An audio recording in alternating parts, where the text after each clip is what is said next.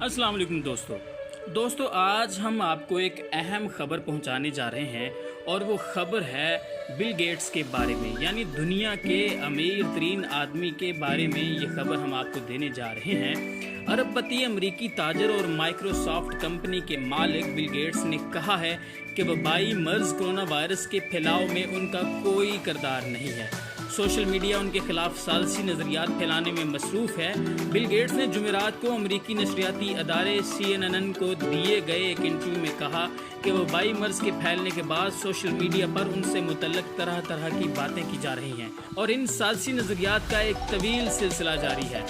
उन्होंने कहा कि सोशल मीडिया प्लेटफॉर्म्स पर उनके खिलाफ तोड़ मरोड़ कर खबरें बनाई जा रही हैं। बिल गेट्स के बकौल मुतअद्दिद ज़बानों में पैगाम रसानी के लिए इस्तेमाल की जाने वाली ऐप्स के ज़रिए उन्हें तनकीद का निशाना बनाया जा रहा है और ये सिलसिला इसी वक्त से जारी है जब से कोरोना वायरस दुनिया में फैला है।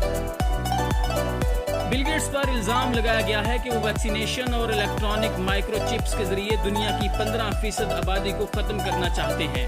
उन्होंने इस इल्ज़ाम की तरदीद करते हुए कहा कि बिल गेट्स फाउंडेशन ने दुनिया में किसी भी दूसरे अदारे के मुकाबले में मूजी अमराज की वैक्सीन खरीदने के लिए ज़्यादा रकम अदा की है ताकि मरीजों की जान बचाई जा सके।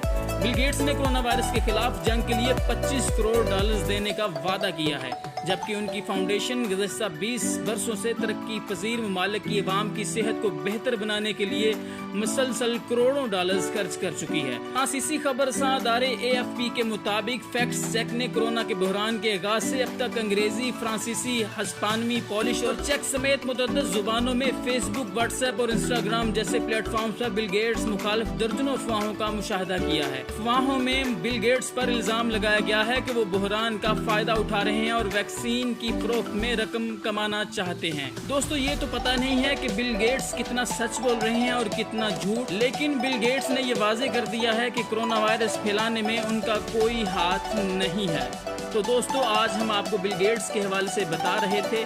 अगर हमारी ये आपको वीडियो पसंद आए तो लाइक कीजिए, सब्सक्राइब कीजिए और शेयर ज़रूर कीजिएगा। मुझे असद बुखारी को दीजिए इजाज़त। अल्लाह हाफ़िज़।